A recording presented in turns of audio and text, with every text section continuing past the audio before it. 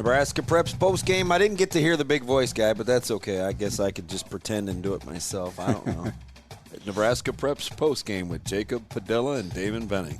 It's pretty weird close when I say my own name. I don't know. That's true. I don't even like my voice like that. But, hey, we welcome you into another week. And I guess I was just thinking about this over the weekend. I don't know how much we actually learned last week, except for don't bury Aurora. Beatrice still has some work to do. Welcome back, Cole Murray. And, yeah, well, welcome. Now, he changes them maybe dramatically. I guess we'll see coming up here, right? We'll see how much the Cole Murray factor is a real thing. If nothing else, it changed their style dramatically. Completely different team with and without him. So, best wishes. You've got Huddle now, game tape with and without. But so are you confident that you can play a couple of different ways, or is it still just about Cole Murray? Because they have shown that they could play a multitude of ways. Well, I think it's back to the ground and pound game for them. They did manage to get some other guys going outside of him, but he's obviously kind of the main guy there, and open up with what we thought was one of the biggest games in Class B, and Waverly took care of business 56-7. We talked about Cole Murray had been out a few weeks, had Trey Jackson back up in there, and he was more of a pocket passer type. They're getting a lot of their athletes involved out in space. Murray's back, and all he does is rack up over 100 yards rushing and 5 total touchdowns. Yeah, so that makes this week's matchup, and we'll get to the forecasts or the previews shortly after we do recaps, but you got this one team by the name of Plattsmouth coming to town, which will be very, very interesting because their critics, whatever are left out there, will point to the schedule and say that Plattsmouth hasn't really been tested, but they'll get that figured out this week. Yeah, and it wasn't quite the same margin of victory that we've seen previously. Yeah, just a 28-21 final. But still, Norris is struggling record-wise this year, but a lot of that is the schedule they play. Yeah, look at those losses they've been to. 2-4 with losses to basically the best teams in Class B. So they didn't do quite what we've seen, but they still Christian Meneses, 40 carries for 205 yards and 3 scores. It's insert the stat line, 30-plus carries usually in a good day's work against a quality opponent for no Kramer. Yeah, right, which means that's how I think that number gets to 40. They were kind of back to the Plattsmouth of old where it is almost all ground and pound. Kramer has at least given them the ability to get some chunks, some cheapy plays via the passing game as well that they just did not have this past week. Yep. And so now we get the matchup between Waverly and Plattsmouth on Friday. So, like you said, the Plattsmouth schedule is really starting to pick up now, and they're getting a chance to, prove that, yes, we belong at the top of the class. Yeah, and it's interesting, too, because Waverly's pretty battle-tested. Yeah. They've played a really good schedule, and I know, listen, the Plattsmouth fans will say, hey, listen, you recall what we did last year in the playoffs. We're pretty good and may be better a year later. We can only play who is on our schedule. We're not going to worry about that. But like you said, another litmus test coming this Friday. Waverly ran the ball 33 times for 385 yards and 7 touchdowns against a Beatrice team that came in undefeated. Yeah. And did we have a ton? I referenced Beatrice early. I mean, maybe you look at it as laying an egg, or was this kind of the team that was playing above their skis a little bit and maybe wasn't quite what their record said they were? I'm still a little leery on that. The ball didn't bounce their way early, and it pretty much snowballed. Yeah, and they went out and earned that 5-0 record. So I don't think any of those wins were just handed to them, but at the same time, Waverly came out, and you wonder what their preparation was like in terms of, did they know Murray would be back? How did they prepare for the pass versus the run? I know, I'm sure that kind of like when Elkhorn played Waverly coming out in the first game that Murray missed, I'm not sure that they were prepared for the game plan that Waverly rolled out there. Completely different style of play via the air. Yeah, so I don't know how much they were ready for what Waverly was going to throw at them. Hard to say. But, yeah, like you said, kind of snowballed. They got a couple touchdowns early, and then it got away from them from there. So when you're looking at kind of I guess the top four, you'd probably have Waverly at 4, Elkhorn or Plattsmouth at 3, Elkhorn or Plattsmouth at 2, and then Bennington at 1.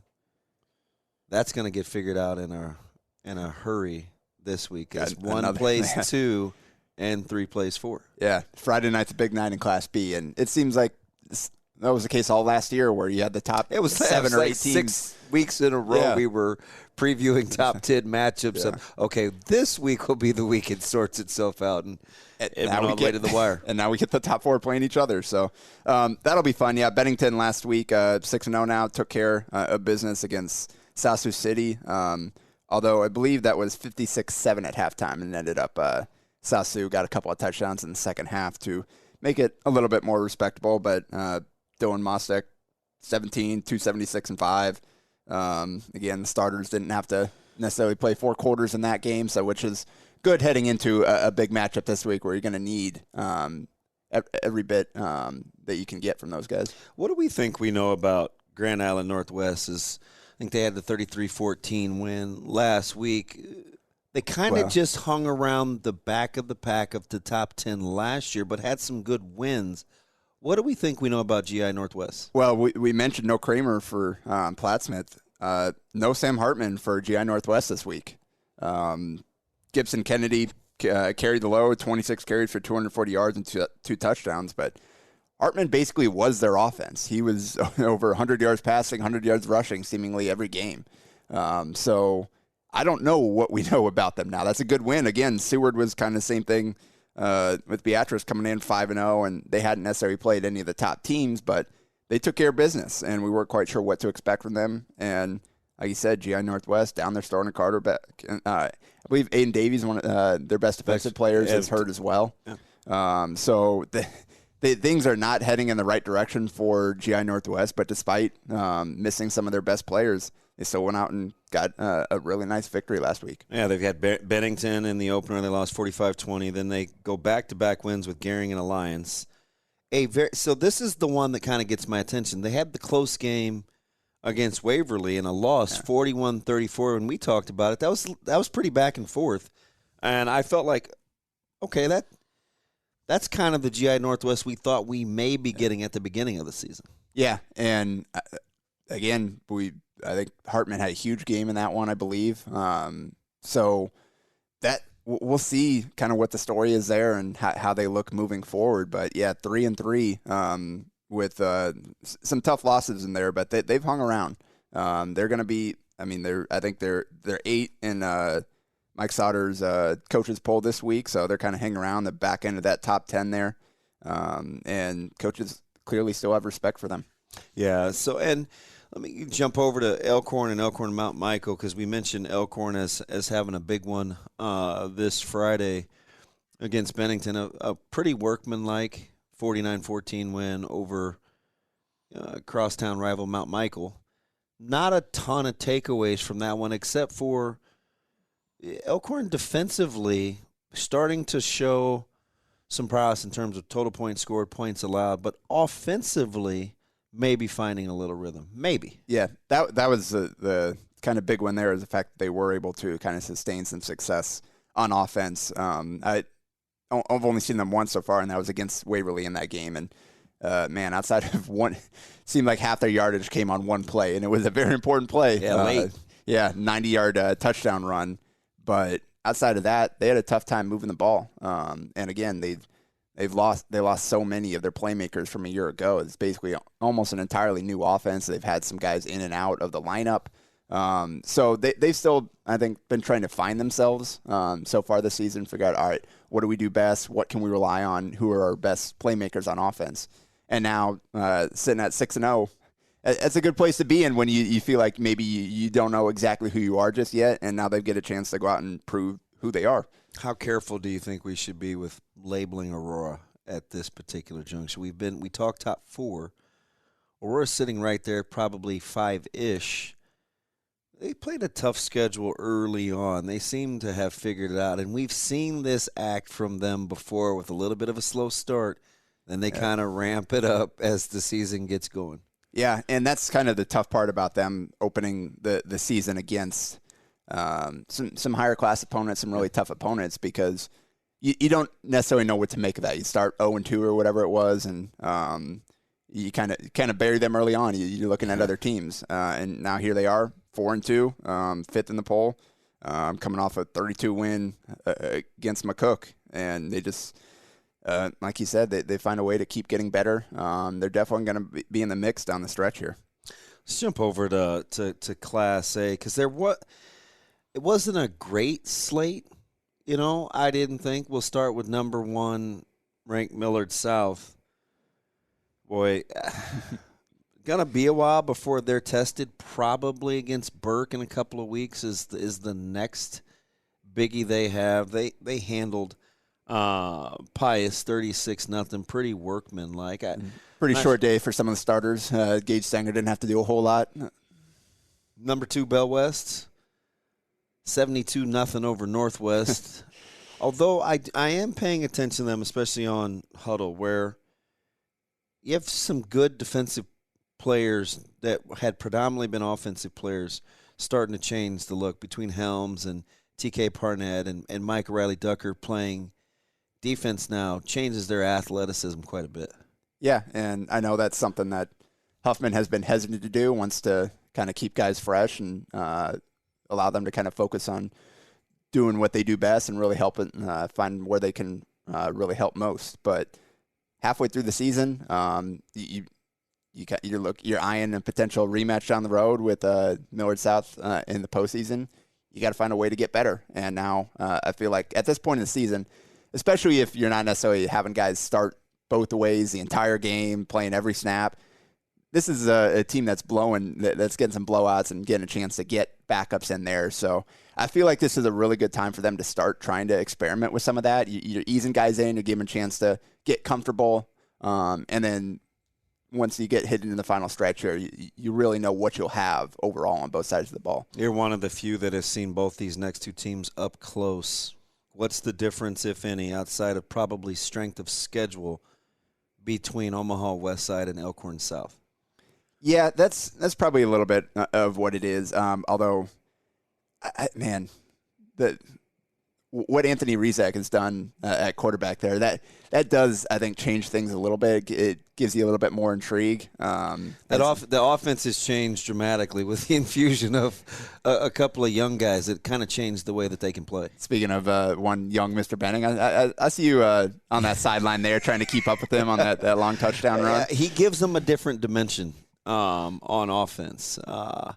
He can really go get it as a receiver, and he's good after the catch, too, as a runner. So, opposite of Grant Guyette, he gives them a different offensive dimension when you add it to Rizak times 2, right, with Dom at the running back spot and Anthony at the quarterback spot. So I think Westside is probably a little bit more dynamic offensively at the skill positions than what I saw of Elkhorn South, and I'm planning to see them again this week against Gretna. So, boy, is that going to be a doozy. The last time I saw Elkhorn South early in the season, week 2, against Millard South. Yeah. So that's my only image of them. So that's kind of hard to kind of hold them up to that. So I'm looking forward to seeing kind of how they've developed. Obviously, they've got a really good back and Cole Ballard, and defensively, they got a game changer there on the defensive line and Maverick Noonan. Yeah, and you get a Chase Simsick. They have some that front 4 or 5-ish. Coy Wilkie playing defense. That's a pretty good front 7, I guess we should say, for Elkhorn South. And Millard South couldn't run on them outside of Gage Stanger breaking off scrambles. That was really the only success they had on the ground. Christian Nash, I think, at 20 yards on 6 carries, something like that. So, like you said, that front is mean. And Noonan was in the backfield the entire time, which made what Stanger did even more impressive in that game. Defensively they're going to be tough. It's just can they hold their own in the trenches on the offensive end against other elite competition and allow Bauer to kind of carry the offense. Because if you get behind and you need to start passing a little bit, then that's, I think, where they could get into some trouble. Yeah, trying to separate those two. Elkhorn South loses a dynamic playmaker the last couple weeks in Ben Warren, who announced last week that he'll be out for the remainder of the season. And Westside, on the other hand, we'll get everybody back, right? Spady comes back this week. James Ross comes back this week. Jackson McIntyre comes back this week. That's 3 starters coming back on that defensive unit that has been pretty good.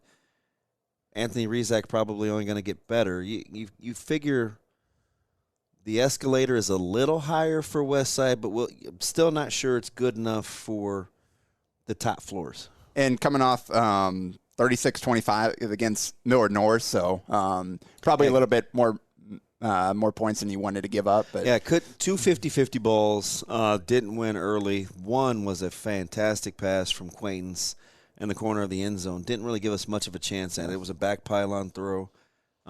Sometimes you just tip your cap. Great throw, great catch. And Isaac McMorris, no slouch. Yeah. Right? He can go get it. And he went and got it. Sometimes you just tip your cap. Yeah, so it'll be interesting, Westside, once they kind of get in the playoffs and start ramping up, because your schedule was kind of front-loaded. Very conducive to getting guys back, right? We'll go Norfolk, Benson, and Bryan to close it out. So it lends itself to being able to get guys back up to full speed and kind of experiment a little bit, which Coach Freund has been known to do. So this is where it kind of gets interesting, right? Very impressive win from Omaha Creighton Prep.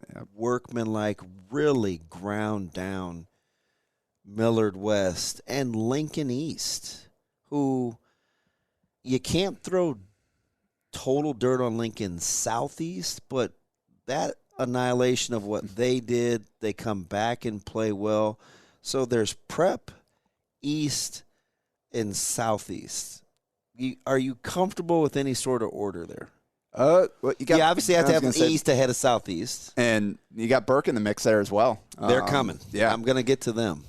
So I think that they kind of belong in that same discussion. But, I was at the Lincoln East game, 41-10 against Millard West. And did you see that coming?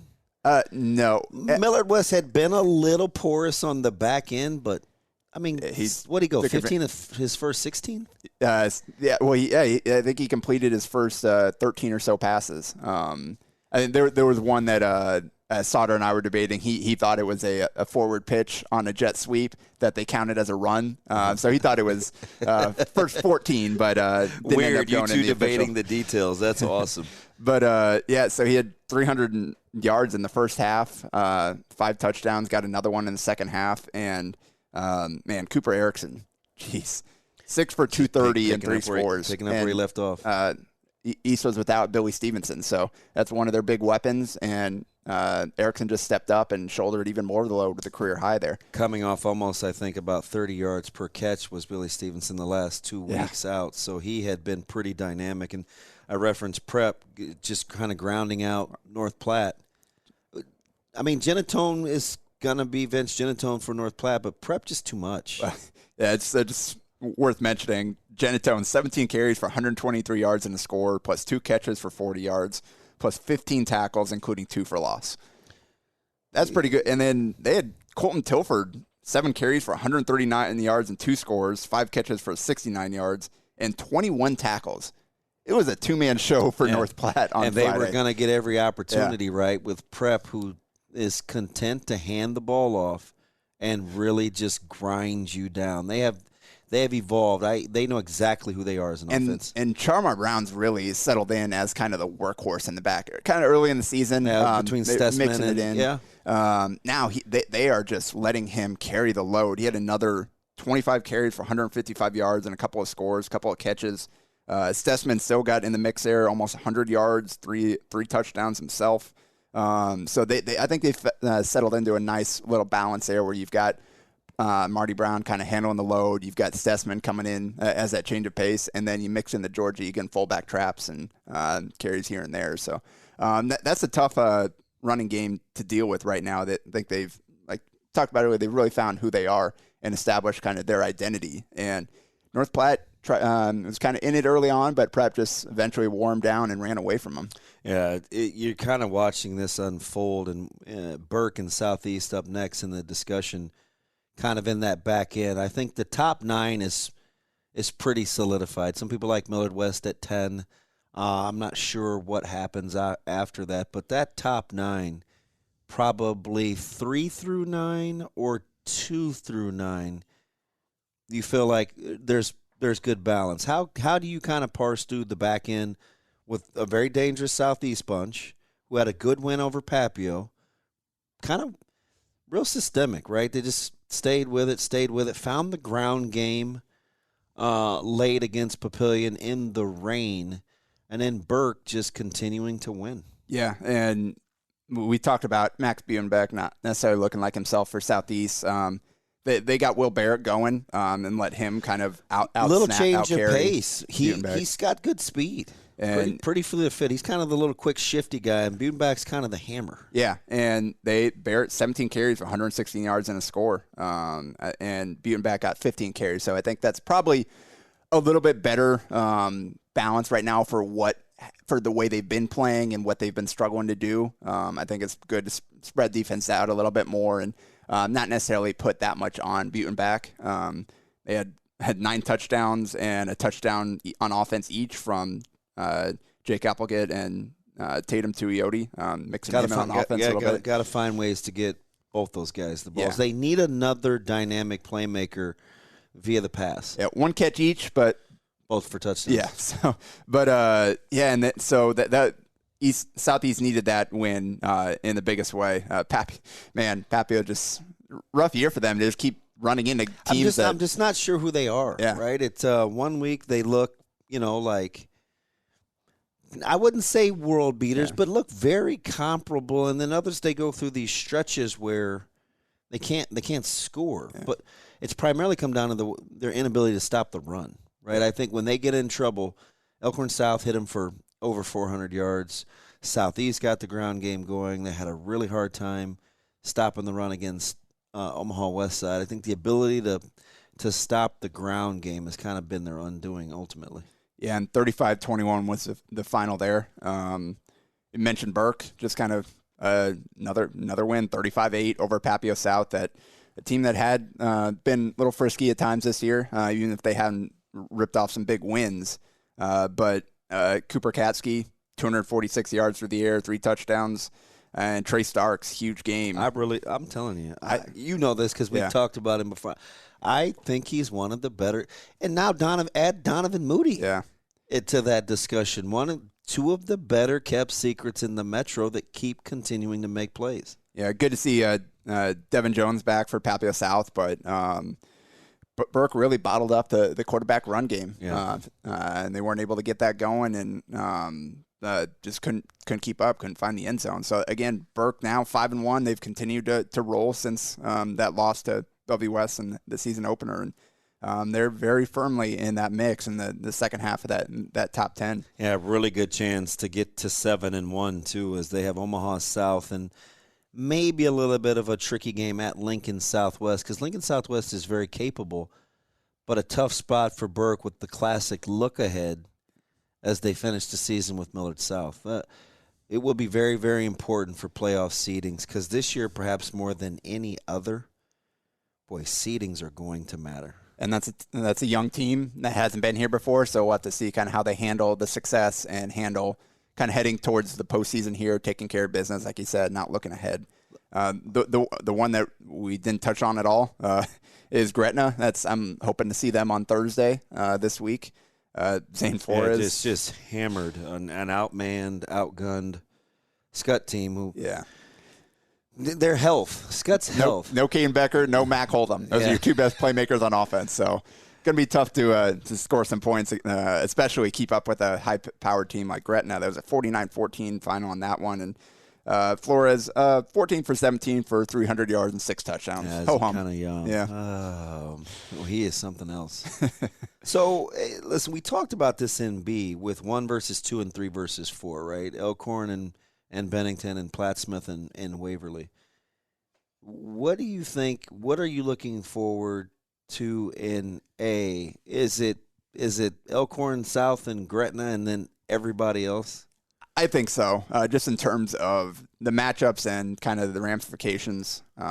Elkhorn South is looking to establish themselves firmly in that top group, that the top four, whereas Gretna, sitting there at 6-0, one of just a few teams with an undefeated record, hasn't necessarily played the toughest teams yet. Yeah. So now they get their chance to show that, hey, we belong here. We're the team that should be up there at 3 or 4, not necessarily the one down at 5 or 6. So that's the best one for sure. I think just in terms of what it means.